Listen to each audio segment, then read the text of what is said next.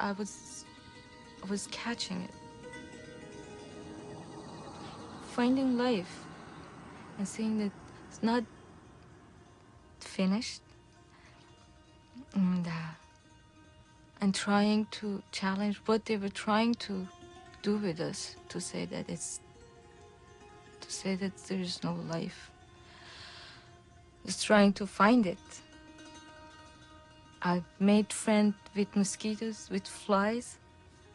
It's, I could watch, I wouldn't push away the mosquito sitting in my hand, on my hand and sucking my blood. No, I would watch it carefully, trying to see what it's doing, and seeing that its belly was getting swallowed with my blood and getting red.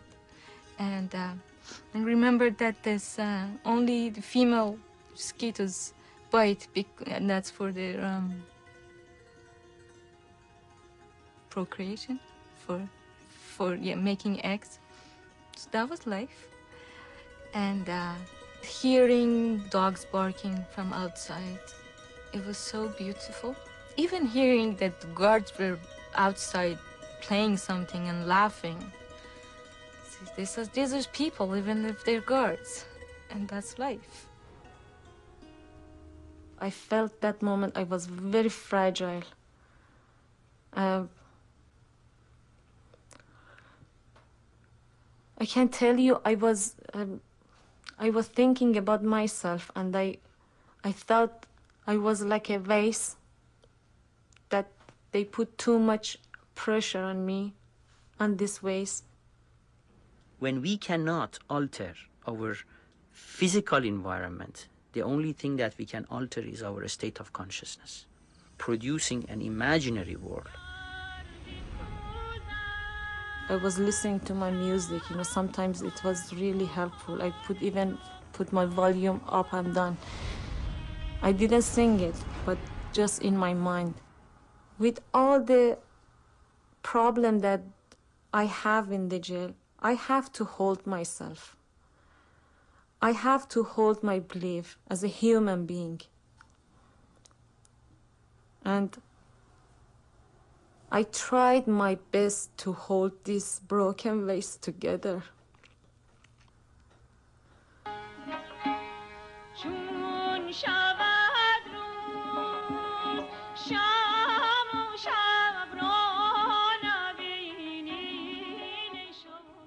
Sometimes I felt that, oh, I wish I could allow myself to relax and go crazy. It's easier. It's more easy. Oh my God, I'm done, finished. I want to go, please. If I wish I could cheat myself, fool myself, and I say, yes, I believe in you, and take me out of here. I can do anything for the government. But I couldn't. It was easy in one way, but I couldn't. Blindfolded and hanged from the hangers on the wall. This was the most torturous position that I had gone through, which actually broke my collarbone right here. I was a lucky person. Right in the middle of my tortures, I had a heart attack and a big stroke. Getting close to death, I saved my life. It was late in the night, and I saw everybody in the room. 92 people were quiet. You can't even hear the sound, even a breath. And I asked, and suddenly I heard the sound. It was like a dump truck unloading something, like an iron, like a gravel, like a crack, something like this. And I asked, what is that? And the person beside me told me, shh, be quiet.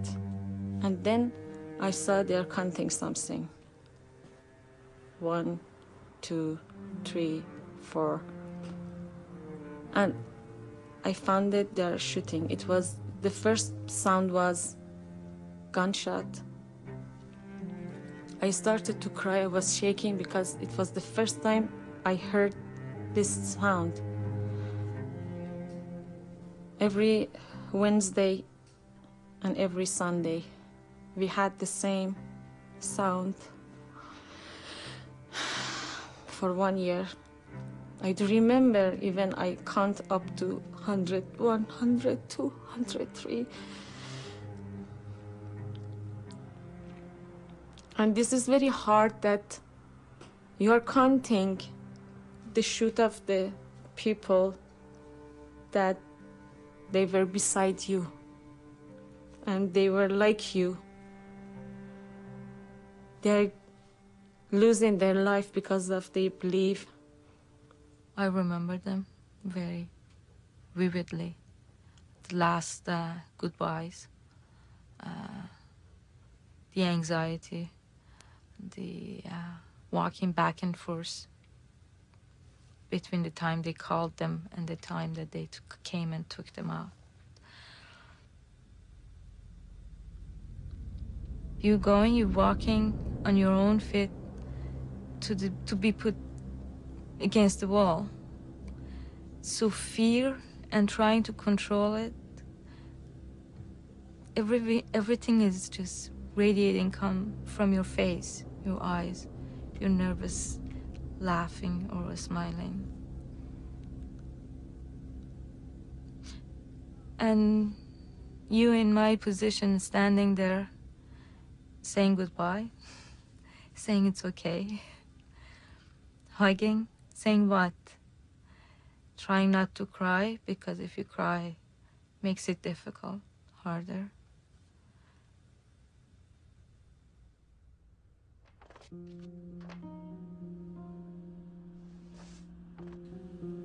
I was worried about my son. Then I sent him to the United States for studying. And he wanted to be an engineer. But after 2 years, he came back to Iran. He was a journalist. He printed the newspaper for political people. He believed in equality between the people, between men and women.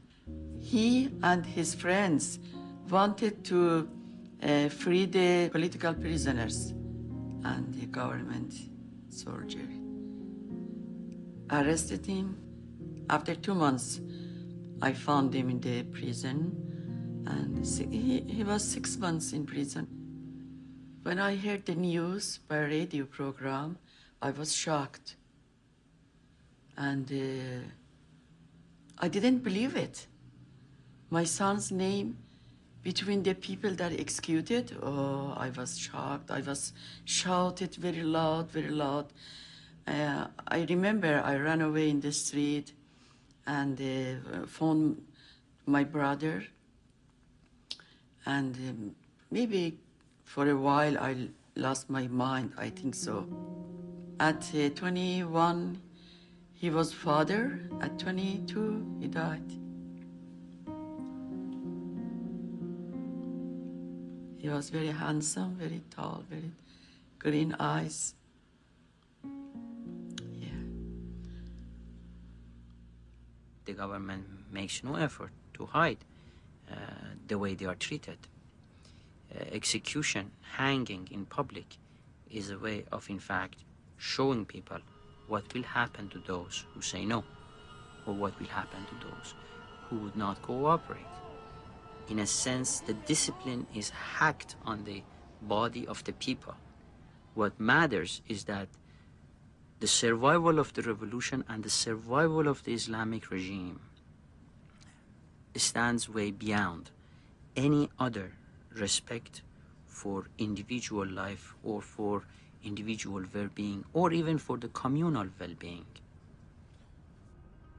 During 1981, the government in power succeeded in eliminating very successfully by mass genocide much of the political organizations in the society.